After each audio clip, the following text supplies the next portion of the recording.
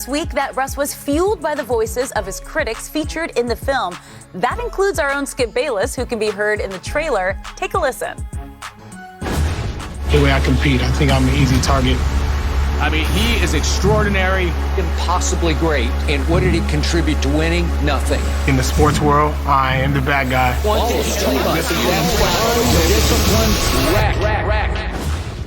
Skip, that was you saying Russ was impossibly great but didn't contribute to wins. Yep. What's your reaction? What number does he wear, Shannon? 0, as in 0 rings. Shannon Sharp. This is the worst case scenario for your man, LeBron James.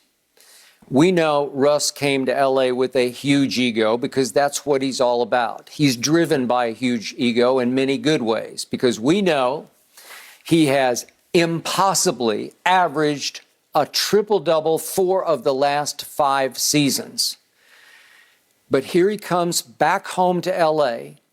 He grew up in this area as a diehard Laker fan. So he finally got to come home just as a documentary by the great Gotham Chopra is dropping. He's done Brady. He's done, who else? I forget. He's done a lot of the big ones, right? Yeah. And he's including Russell in his pantheon of greats, dropping tonight. And this will feed the fire of Russell Westbrook's ego to a point that it's going to be near impossible for LeBron to overcome him and win a championship. LeBron has tried to bless him. He has handed him the keys to LeBron's kingdom, the king's kingdom, by saying, you be my point guard. I'm going to move to 2 or 3 or wherever I'm going to move to.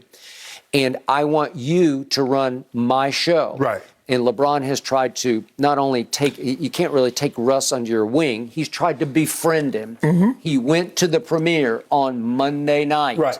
And he tweeted about it on Tuesday morning with like 10 fire emojis. Y'all got to check this out.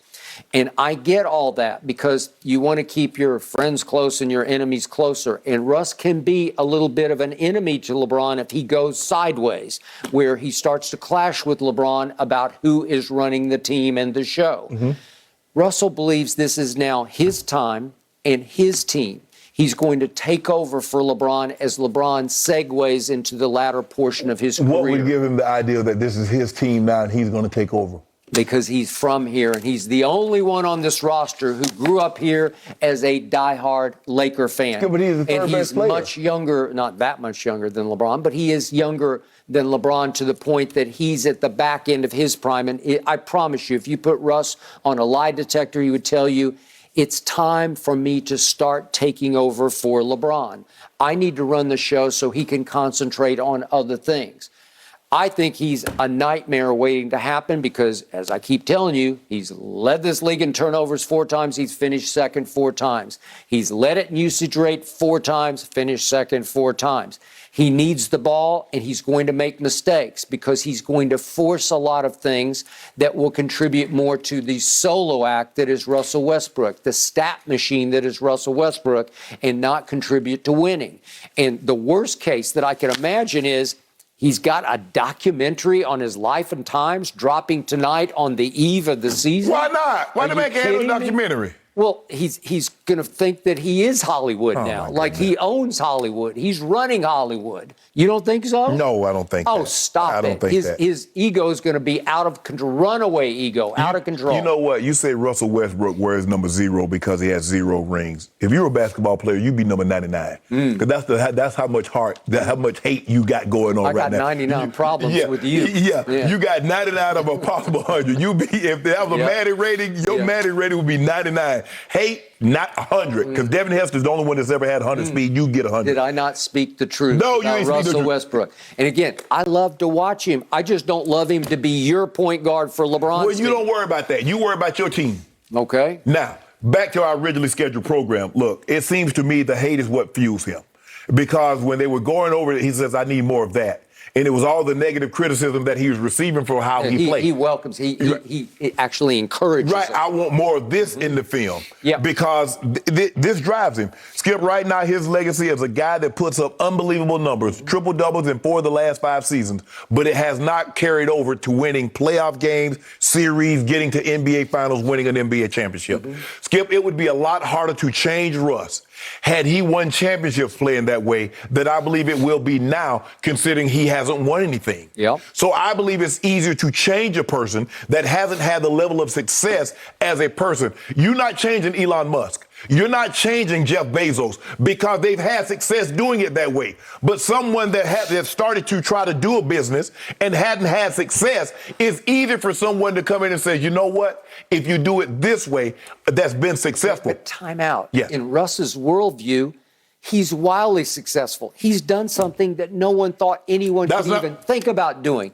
Averaging triple doubles for 4 or 5 years. He thinks he's a made man. He thinks he's a first ballot Hall of Famer because he is as a me, not a we. Right. But here's the thing. What have the critics said?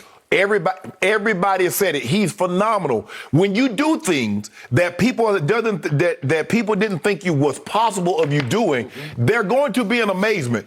But when you play a team sport, Skip, it doesn't do me any good to shoot 5 59s in a round of golf if I can't win a tournament or if I can't win a major. It does me no good. I know, but the point is, if you shot 4 59s, you're going to win the tournament. No, not in that tournament. I'm saying if I shoot them over the course of tournaments. Oh, okay. But I'm saying that's what Russ has done. Russ has got these triple doubles, Skip. 30 of them, 42 of them in a season, another 30. What did it get him? When he averaged a triple-double for the first time he did it. You know what he would say? What? Superstardom. it got him individual greatness unlike any player may ever have had because nobody's come close to doing that. Yeah, but as he gotten closer to superstardom and did that, he got farther away from winning a title. Do you want to win a title? Skip, they can't take that away from you. Those 4 seasons of triple-doubles, that's on his resume. Now, how do we finish it off, Skip? How do we add the proper punctuation to make sure when everybody looks at this resume, it's impeccable? There's nothing to nitpick. Well, you could have did this. And there's nothing. There's nothing else he could have done. He got it. LeBron James was born to be the point guard of the Lakers. He is the next Magic Johnson. That's his position at birth. That's what he was put on the earth. We're going to throw Russell a bone and let him do that, Skip. We're going to make him feel good. It better be a little bone. Yeah, we're going to throw him. Okay, but then what do you do with him if he's not the point guard? He's a liability of a shooter and defender. What are you going to do? And he's not going to stand for that. He's a made man. He's in a Chopra doc. Come on. But he commissioned the doc. It ain't like they went out there and said, we want to make a documentary on this. This is not a 30 for 30. This is not something that somebody said, you know what? Russ paid to have this documentary done, to compile all this footage. And I get it. Sometimes hate and fuse him. And it seems to me because he wanted more of this in it, this drives him. The doubt and people saying, yeah, you're doing this, but. And Russ needs to understand that the last thing on his resume is a championship. And if he pulls that off, Skip, what else can you say? But in your sport, if you don't have a championship, you say, I don't know if you can get in the Hall of Fame without one. Right. He's a no-ballot Hall of Famer. Who? Russ on individual success. Yes, stop it. The man going, huh? What are you talking about? Well, we're not going to say you don't belong in the Hall of Fame because you don't have a championship. Oh, yeah. We have to switch gears and get back to that Thursday night game because did the Bucks get a huge break from the officials last night? Yeah. That's next. No.